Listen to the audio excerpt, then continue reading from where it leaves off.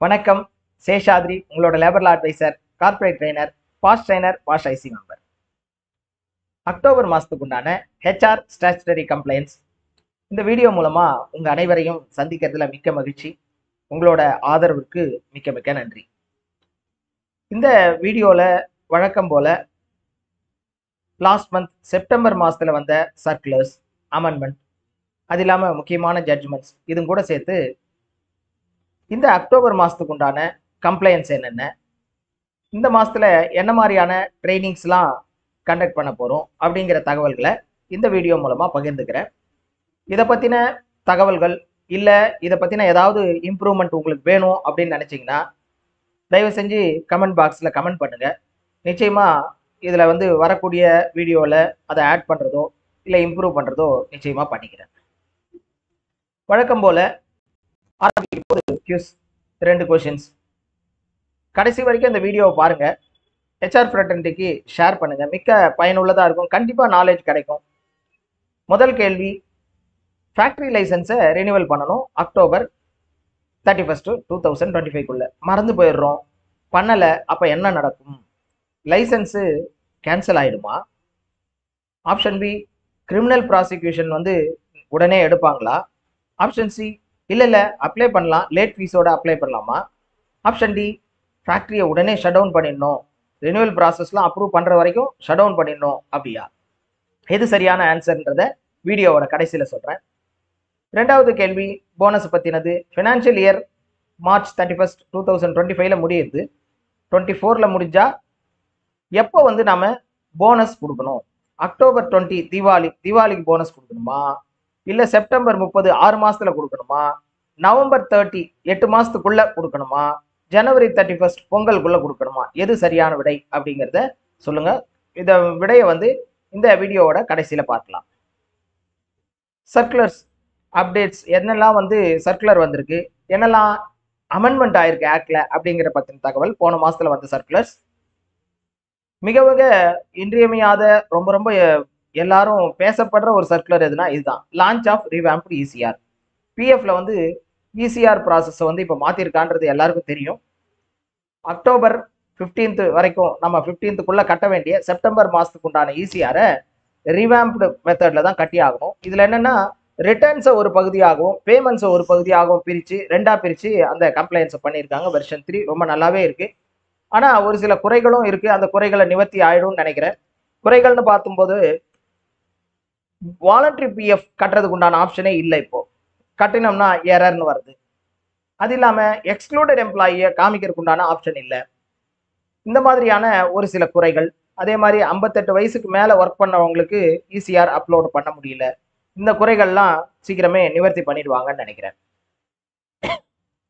PF final settlement வாங்கும்போது பார்த்தீங்கன்னா employer எல்லா டியூவும் பே பண்ணியிருக்கணும், டிரான்ஸ்ஃபர்லாம் கரெக்டாக இருக்கணும், அப்போதான் ஃபைனல் டியூ செட்டில்மெண்ட் ஆகும். அதுக்கு முன்னாடி அப்ளை பண்ணோம்னா ரிஜெக்ட் ஆயிடும். ஆனால் para 10/11 manual of accounting process part 2ல பிரகாரம் இல்லை, பார்ட் பேமெண்ட் கொடுக்கலான் இருக்கு அப்படிங்கிறத இபிஎஃப்ஓவே சர்க்குலராக எல்லா இன்ஸ்பெக்டர்ஸ்க்கும் கொடுத்துருக்காங்க, எல்லா ஜோன் கமிஷனர்ஸ்க்கும். ஸோ அதனால பிஎஃப் செட்டில்மெண்ட்ல பெருசாக பிரச்சனைகள் நிறைய ரிஜெக்ஷன்லாம் இல்லாமல் இப்போ செட்டில் ஆகிடும். அனெக்சர் கே ஒரு ட்ரஸ்ட் மெயின்டைன் எம்ப்ளாயி அந்த நிறுவனத்திலேருந்து வந்தா அந்த அனெக்சர் கேன்றது ரொம்ப ரொம்ப இம்பார்ட்டன்ட். அந்த பிஎஃப்லாம் டிரான்ஸ்ஃபர் பண்ணுறதுக்கு அதை எளிமையாக நம்ம ஃபார்ம் 13 அதை கொடுக்கணும். அதை எளிமையாக யூஏஎன் லாகின்ல எடுத்துக்கலாம் அப்படிங்கிற சர்க்குலரும் பார்க்க முடியுது. தெலுங்கானா ஸ்டேட்ல ஷாப் அண்ட் எஸ்டாப்ளிஷ்மெண்ட் ஆக்ட் அப்ளிகபிலிட்டியை 0ன்னு இருந்து 10ன்னு மாத்திருக்காங்க. அதாவது 10 எம்ப்ளாயிஸ் இருக்கக்கூடிய ஷாப் அண்ட் எஸ்டாப்ளிஷ்மெண்ட் இருந்தால் மட்டும்தான் ரிஜிஸ்ட்ரேஷன் மற்ற கம்ப்ளைண்ட்ஸ்லாம் பண்ணணும். முன்னாடி ஆளே இல்லைனா கூட கண்டிப்பா ரிஜிஸ்ட்ரேஷன் பண்ணணும்னு இருந்தது. இது எதை ஒட்டி வருதுன்னா சென்ட்ரல் கவர்மெண்ட் ஒரு சர்க்குலர் அமைச்சிருக்காங்க எல்லா ஸ்டேட்டுக்கும். கிட்டத்தட்ட எம்எஸ்எம்இ பார்த்தோம்னா 20 நபருக்கு உட்பட்ட எம்எஸ்எம்இஸ் 4.4% இந்தியாவில் இருக்கு. அவங்களுக்குலாம் இந்த கம்ப்ளைண்ட்ஸ் ஒரு பேர்டனா இருக்கும். அதனால என்ன பண்ணுங்க, சின்ன நிறுவனம் 20 பேருக்குள்ள இருக்க நிறுவனங்களுக்குலாம் ரிலாக்ஸ் பண்ணுங்க அப்படிங்கிற ஒரு சர்க்குலர் அமைச்ச அந்த சர்க்குலர் பேஸ் பண்ணி தெலுங்கானா இந்த ரிலாக்ஸேஷன் கொடுத்துருக்காங்க. சத்தீஸ்கர்ல விமன் எம்ப்ளாயிஸை நைட் ஷிப்ட்ல என்கேஜ் பண்ணலாம் அப்படிங்கிற ஒரு அமெண்ட்மெண்ட்டை இது பண்ணியிருக்காங்க. நிறைய ஸ்டேட்ஸ் இப்போ அதை அமெண்ட்மெண்ட்டாகவே கொண்டு வந்தாச்சு. ஆஸ் யூஷுவல் 9 to 6 நான் எம்ப்ளாய் பண்ணலாம் விமன் எம்ப்ளாயிஸை. ஆனால் கன்சர்ன் கொடுக்கணும், ஃபார்ம் 6ல கொடுக்கணும். மினிமம் 3 பேராவது அந்த ஷிப்ல இருக்கணும். அது இல்லாமல் செக்யூரிட்டி கார்டு, பிக்கப் ட்ராப், இது கம்ப்ளையன்ஸ் பாக் இதெல்லாமே இருக்கணும். பாஷ் கம்ப்ளையன்ஸ் ஆகணும் அப்படிங்கிறதெல்லாம் இந்த அமெண்ட்மெண்ட்ல சொல்லப்பட்ட ஷரத்துகளா இருக்கு. கர்நாடகாவில் வந்து ஃபர்ஸ்ட் டைம் இன் இந்தியா பார்த்தோம்னா பிளாட்ஃபார்ம் பேஸ்டு ஜிக் ஒர்க்கருக்கு ஒரு சோஷியல் செக்யூரிட்டி அண்ட் வெல்ஃபேர் ஆக்டை வந்து எனாக்ட் பண்ணியிருக்காங்க. இந்தியாவில் வேற எதுவும் ஸ்டேட்டும் இந்த மாதிரி பண்ணதா தெரியல. ஃபர்ஸ்ட் ஸ்டேட் கர்நாடகா தான் இருக்கு. இதில் பார்த்தோம்னா எல்லா பிளாட்ஃபார்ம் ஆர் அக்ரிகேட்டரை வந்து அவங்கெல்லாம் ரெஜிஸ்டர் பண்ணணும். இந்த அக்ரிகேட்டர் பிளாட்ஃபார்ம்ன்றது என்ன, ஸ்விக்கி, ஓலா இந்த மாதிரியான அக்ரிகேட்டர்ஸ் அவங்க எல்லாருமே ரிஜிஸ்ட்ரேஷன் பண்ணணும். அந்த ஜிக் ஒர்க்கர்ஸ் அவங்க கிட்ட இருக்கக்கூடிய ஜிக் ஒர்க்கர்ஸையும் இதில் ரிஜிஸ்டர் பண்ணணும் அப்படின்றது இந்த சட்டத்தில் சொல்லப்பட்டிருக்கு. இதை பற்றின மேலும் தகவல்கள் தனி வீடியோவாக பார்க்கலாம். ஃபேக்டரிஸ் ஆக்ட் ரூல் அமெண்ட்மெண்ட்ல பார்த்தோம்னா டேஞ்சரஸ் மிஷின், அந்த மூவிங் மிஷின், கன்வேயர் மாதிரியான இருக்கிறதுலாம் விமன் எம்ப்ளாயிஸ் ஒர்க் பண்ணக்கூடாதுன்றது ஃபேக்டரிஸ் ஆக்ட் சொல்றது. நிறைய ஸ்டேட்ல வந்து இந்த ஃபேக்டரிஸ் ஆக்டோட இந்த ஷரத்தை வந்து அமெண்ட் பண்ணியிருக்காங்க. எப்படி அமெண்ட் பண்ணியிருக்காங்கன்னா, விமனும் ஒர்க் பண்ணலாம், ஆனால் பிரெக்னன்ட் உமன், குழந்தைக்கு பால் கொடுக்கக்கூடிய லாக்டேட்டிங் மதர் அவங்க மட்டும்தான் ஒர்க் பண்ணக்கூடாது, மீதி விமன் ஒர்க் பண்ணலாம் அப்படிங்கிறது வந்து நிறைய ஸ்டேட்ஸ் வந்து அமெண்ட் பண்ணிட்டாங்க. இப்போ ஆந்திர பிரதேசம் அந்த அமெண்ட்மெண்ட்டை கொண்டு வந்திருக்காங்க. மணிப்பூர் ஸ்டேட்டு இதே அமெண்ட்மெண்ட்டை டிராஃப்டா வந்து கொடுத்துருக்காங்க. ஷார்ட்லி அங்கேயும் அதை வந்து அமல்படுத்திருக்காங்க. அடுத்ததா இந்த மாசம் ட்ரைனிங்ஸ் என்னென்னலாம் ட்ரைனிங் இருக்கு அப்படின்னு பார்த்தோம்னா, கோட் ஆன் சோஷியல் செக்யூரிட்டி பத்தின ஒரு இங்கிலீஷ் வெபினார் வரப்போற 12ஆம் தேதி அந்த வெபினார் நடக்க போகிறது. காத்தால 9 to 2 o'clock வரைக்கும் தான் இருக்கும். அதில் சொல்லப்பட்ட maternity act, PF act, employee compensation, ESI gratuity இதை பற்றின கம்ப்ளீட் தகவல்கள் இதில் டீப் டைவா நம்ம அதை வந்து தெரிஞ்சுக்கலாம். அது இல்லாமல் 2 hours ட்ரைனிங் எப்போவுமே நடந்துட்டு இருக்கு, தேர்ஸ்டேலையும் சண்டேலையும். இதை பற்றின தகவல்களை மிஸ்டர் தினேஷை கான்டாக்ட் பண்ணி நீங்கள் தெரிஞ்சுக்கலாம், ஜாயின் பண்ணலாம். ஜட்ஜ்மெண்ட்ஸ் இந்த மாதம் வந்த முக்கியமான ஜட்ஜ்மெண்ட்ஸ் என்னென்னு பார்க்கலாமா? பார்த்தோம்னா சுப்ரீம் கோர்ட் ஒரு ஜட்ஜ்மெண்ட் கொடுத்துருக்காங்க. என்னன்னா, எம்ப்ளாயர் வந்து ஒரு டொமஸ்டிக் என்கொயரி நடக்குது. அந்த டொமஸ்டிக் என்கொயரி ரிப்போர்ட்ல வந்து என்கொயரி ஆஃபீஸர் வந்து டீட்டெயிலாக கொடுத்துருக்காரு என்ன ரிப்போர்ட்டோட முடிவுரை. அதை பேஸ் பண்ணி அவங்க ஷோகாஸ் நோட்டீஸோ இல்லை டெர்மினேஷனோ போகும்போது மறுபடியும் அந்த குற்றத்தை வந்து எலாபரேட்டா சொல்லணும்னு அவசியம் இல்லை அப்படிங்கிறது சுப்ரீம் கோர்ட் சொல்லியிருக்கு. குஜராத் ஹைகோர்ட் ஒரு லேண்ட்மார்க் ஜட்ஜ்மெண்ட் கொடுத்துருக்காங்க. ஒர்க்மேன் டெஃபினேஷனுக்காக ஒரு ஒர்க்மேன் 30,000 ரூபாய் சம்பளம் வாங்குற சீனியர் இன்ஜினியர் டெசிக்னேஷன்ல இருக்காரு, அவரை வந்து ஒர்க்மேன் கருத முடியாது அப்படிங்கிறது சொல்லியிருக்காங்க. ஏன்னா ஒர்க்மேன் டெஃபினேஷன் வெறும் சேலரியை பேஸ் பண்ணி மட்டுமே இல்லை அப்படிங்கிறதையும் இந்த அனலைசிஸ்ல பார்க்கும்போது நல்லா தெரியுது. கல்கட்டா ஹைகோர்ட் கிராஜுவிட்டியை வந்து ஃபோர்ஃபீச்சர் எப்போ வந்து பிடித்தம் செய்யலாம் அப்படிங்கிறத பத்தின ஒரு ஜட்ஜ்மெண்ட் ஒன்று. இதுல என்னன்னா, எம்ப்ளாயி வந்து ஒரு காம்படிட்டர் கிட்ட வேலைக்கு போறாரு. காம்படிட்டர் கிட்ட வேலைக்கு போகக்கூடாதுன்னு சொல்லி அவர்கிட்ட வேலைக்கு போறியா, அதனால உன்னோட கிராஜுவிட்டியை நான் பிடிச்சிப்பேன் அப்படின்னு பிடிச்சது தவறு, அதே மாதிரிலாம் பிடிக்க முடியாது அப்படிங்கிறத சொல்லியிருக்காங்க. ஏன்னா முதல்ல வந்து சட்டப்படி இந்தியன் கான்ஸ்டியூஷன் படி யார் வேணாலும் எங்க வேணாலும் ஒர்க் பண்ணலாம், எந்த தொழில் வேணாலும் பண்ணலாம், சட்டங்களுக்கு உட்பட்டு. அதனால காம்படிட்டர் கிட்ட நீங்க வேலைக்கு போகக்கூடாது அப்படின்ற ஷரத்தே முதல்ல தவறானது. அடுத்ததா பார்த்தோம்னா பஞ்சாப் அண்ட் ஹரியானா ஹைகோர்ட் அவங்க ஒரு லேண்ட்மார்க் ஜட்ஜ்மெண்ட் கொடுத்துருக்காங்க. லாங்குவேஜை பேஸ் பண்ணி நான் டிரான்ஸ்ஃபர் அக்செப்ட் பண்ணிக்க மாட்டேன் அப்படின்னா அதெல்லாம் ஒத்துக்க முடியாது. லாங்குவேஜுக்கு அவருக்கு சம்மந்தம் இல்லை, போய் தான் ஆகணும். டிரான்ஸ்ஃபர் வந்து பண்ணா போய் தான் ஆகணும் அப்படிங்கிறத சொல்லியிருக்கு. டெல்லி ஹைகோர்ட் வந்து பாஸ்ட்ல ஒரு ஜட்ஜ்மெண்ட் கொடுத்துருக்காங்க. இன்டர்னல் கமிட்டி வந்து அவங்க வந்து என்கொயரி ரிப்போர்ட்டை சப்மிட் பண்ணிட்டாங்க. இப்போ எம்ப்ளாயர் என்ன பண்ணணும், employer can take final decision. அவர் வந்து இதை சொல்றதை இது பண்ணியே ஆகணும்னு இல்லை, அவர் சட்டங்களுக்கு உட்பட்டு இன்டர்னல் ரூல்ஸ்க்கு உட்பட்டு அவர் என்ன மாதிரியான தண்டனை கொடுக்கணுன்றதை சூஸ் பண்ணலாம் அப்படிங்கிறத டெல்லி ஹைகோர்ட் சொல்லியிருக்கு. பாம்பே ஹைகோர்ட் ஒரு டொமஸ்டிக் என்கொயரி கண்டக்ட் பண்ணும்போது என்கொயரி ஆஃபீஸர் கொடுத்த என்கொயரி ரிப்போர்ட் வந்து எனக்கு பிடிக்கலன்னா எம்ப்ளாயர் இன்னொரு என்கொயரி ஆஃபீஸரை அப்பாயிண்ட் பண்ணி இன்னொரு தடவை கூட என்கொயரி பண்ணலாம் அப்படிங்கிறத பாம்பே ஹைகோர்ட் ஒரு ஜட்ஜ்மெண்ட்டாக கொடுத்துருக்காங்க. மெட்ராஸ் ஹைகோர்ட்லேருந்து வந்த ஒரு ஜட்ஜ்மெண்ட் பார்த்தோம்னா மேண்டேட்ரி, அதாவது ஒரு பாலிசி, அதுவும் என்ன பாலிசி, ஒரு அப்ரெண்டிஸ், நிறைய அப்ரெண்டிஸை நம்ம என்கேஜ் பண்ணுவோம்.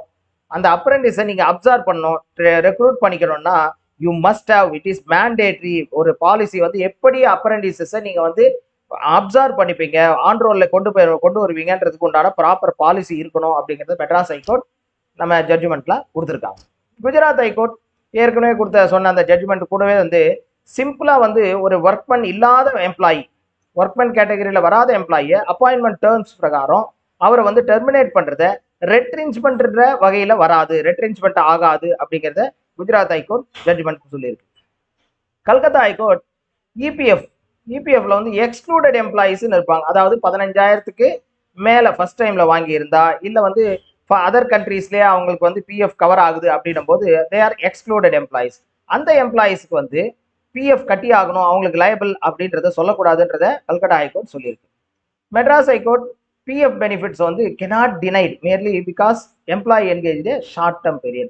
ஒரு நாளைக்கு இந்த ஜட்ஜ்மெண்ட்ல பாத்தீங்கன்னா மெட்ராஸ் ஹைகோர்ட்டோட ஜட்ஜ்மெண்ட் தான் 3 மணி நேரம் 4 மணி நேரம் மட்டும் ஒரு வாரத்துல வந்து ஒர்க் பண்ணிட்டு போனாங்க, அதனால நான் பிஎஃப் கட்டல அப்படின்லாம் எவாய்ட் பண்ண முடியாது. எந்த குறைந்தபட்ச நேரம் ஒர்க் பண்ணாலும் பிஎஃப் கண்டிப்பா எலிஜிபிள் உண்டு, பண்ணியே ஆகணும் அப்படிங்கறத சொல்லியிருக்கு. மெட்ராஸ் ஹைகோர்ட்லயே இன்னொரு ஜட்ஜ்மெண்ட் பிஎஃப் பத்தினது. மொபைல் அண்ட் மெடிக்கல் அலவன்ஸ் எல்லாருக்கும் கொடுக்கல, ஒரு சிலருக்கு மட்டும் நான் கொடுக்குறேன் அப்படின்னும் போது அது பேஸ் வேஜ்ல எடுத்துக்க வேண்டிய அவசியம் இல்லை அப்படிங்கிறத மெட்ராஸ் ஹைகோர்ட் ஜட்ஜ்மெண்டா கொடுத்துருக்காங்க. அடுத்ததான் இந்த மாசத்துக்கு உண்டான கம்ப்ளைண்ட்ஸ் என்னென்னு பார்ப்போம். இந்த மாசத்தோட கம்ப்ளைண்ட்ஸ் பார்த்தீங்கன்னா usual complaints PF and ESI. September 2025க்கு உண்டான பிஎஃப் அண்ட் இஎஸ்ஐ இந்த மாசம் கட்டி ஆகணும். இன்டர்நேஷனல் ஒர்க்கர் யாருன்னா இருந்தாங்கன்னா அதுக்கு உண்டான ரிட்டர்ன்ஸையும் ஃபைல் பண்ணி ஆகணும். பிஎஃப் கட்டும்போது மட்டும் ரிவாம்ப்டு இசிஆர் அதை பத்தின தகவல்கள் தனி வீடியோவா இருக்கு. அந்த வீடியோவோட லிங்கையும் இந்த டிஸ்கிரிப்ஷன் பாக்ஸ்ல கொடுத்துருக்கேன், பார்த்து அந்த புது முறைப்படி எப்படி கட்டணுமோ கட்டணும். ஏதாவது தகவல்கள் அதுல ஒரு சந்தேகம் இருந்ததுன்னா வாட்ஸ்அப் பண்ணுங்க. இஎஸ்ஐ சலான் செப்டம்பர் மாசத்துக்கு உண்டான இஎஸ்ஐ சலான் கிரியேட் பண்ணி 15 அக்டோபருக்குள்ள நாம கட்ட வேண்டியது. அடுத்ததான் முக்கியமான கம்ப்ளைண்ட்ஸ் பார்த்தோம்னா இந்த மாசம் factory licence renewal. Tamil Nadu, Karnataka, Kerala, West Bengal இந்த ஸ்டேட்ல எல்லாம் பார்த்தோம்னா லைசன்ஸ் ஃபேக்டரி லைசன்ஸை ரினிவல் பண்ண வேண்டியிருக்கு. 31 அக்டோபர் 2025க்குள்ள நாம அப்ளை பண்ணணும். ஆன்லைன் போர்ட்டல் இருக்கும், அதில் பண்ணணும். தமிழ்நாடு பொறுத்த வரைக்கும் போர்ட்டலை வந்து ரிவாம்ப் பண்ணியிருக்கிறதுனால அதை பத்தின வீடியோ ஷார்ட்லி இன்னும் ஒரு 5 days 10 daysக்குள்ள இந்த சேனல்ல நீங்க பார்க்கலாம். எப்படி வந்து தமிழ்நாட்டில் ஃபேக்டரி லைசன்ஸை ரெனிவல் பண்ணணும். ஏன்னா இது வரைக்கும் பழைய போர்ட்டல் இருந்தது, இப்போ புது போர்ட்டல் எப்படி பண்ணணும்ன்ற தகவல்களை நான் தரேன். தமிழ்நாடு பொறுத்த வரைக்கும் ரூல் 7(2) பிரகாரம் 2 மாசத்துக்கு முன்னாடி அப்ளை பண்ணோன்னு இருக்கு. லேட்டா அப்ளை பண்ணா 10% வந்து நவம்பர் மாசத்துல போய் நீங்க அப்ளை பண்ணீங்கன்னா 10% ஃபீஸ் எக்ஸ்ட்ரா கட்டணும். டிசம்பர்லனா 20%, டிசம்பருக்கு அப்புறம்னா 30% ஃபீஸ் எக்ஸ்ட்ரா ஆகும். ஆந்திர பிரதேஷ், தெலுங்கானாலாம் பாத்தீங்கன்னா ஃபேக்டரிஸ் ரூல் வந்து 4(5)ல வந்து ஓவர் ரினிவல்ன்றது எதுவும் கிடையாது. ஆனா வருஷம் ஃபீஸை மட்டும் 31 டிசம்பருக்குள்ள கட்டணும் அப்படிங்கிறது சொல்லப்பட்டிருக்கு. இஎஸ்ஐ இந்த மாசம் வந்து கான்ட்ரிபியூஷன் பீரியட் ஆரம்பம் ஆகுது. அதனால யாராவது அவுட் ஆஃப் கவரேஜ் இருந்தா அவங்கள நீங்க வெளியில கொண்டு வந்துடலாம். ஆரம்பிக்கும் போது பார்த்தோம் 2 கியூஸ் கேட்டிருந்தோம். 2ல வந்து முதல் தகவல் வந்து 31 அக்டோபர் 2025க்குள்ள நாம வந்து என்ன பண்ணணும், ஃபேக்டரி லைசன்ஸை ரெனிவல் பண்ணணும். பண்ணலன்னா என்ன, பண்ணலன்னா ஒன்றும் இல்லை, அதுக்குண்டான லேட் ஃபீஸோட சேர்த்து நாம அப்ளை பண்ணலாம். அதனால ஃபேக்டரி லைசன்ஸ்லாம் ரத்தெல்லாம் ஆகாது அப்படிங்கிறது தான் சரியான விடை. யார் யாரெல்லாம் சரியான விடை உங்களுக்கு தெரிஞ்சிருந்ததோ கங்க்ராச்சுலேஷன். அடுத்தது போனஸை பொறுத்த வரைக்கும் மார்ச் 31, 2024 இல்லை 24 முடிஞ்ச அந்த ஃபைனான்சியல் இயருக்கு உண்டானது. போனஸ் எப்போ பே பண்ணா சட்டப்படி 8 மாசத்துக்குள்ள, ஒரு ஃபைனான்சியல் இயர் க்ளோஸ் பண்ண 8 மாசத்துக்குள்ள போனஸ் ஆண்டு பே பண்ணணும் அப்படிங்கிறது சரியான விடை. யார் யாரெல்லாம் தேர்ந்தெடுத்தீங்களோ கங்க்ராச்சுலேஷன். தேங்க்யூ கடைசி வரைக்கும் பார்த்ததுக்கு. மேலும் ஒரு முக்கிய தகவல் முக்கிய வீடியோவில் உங்க எல்லாரையும் மீண்டும் சந்திக்கிறேன். Thank you very much.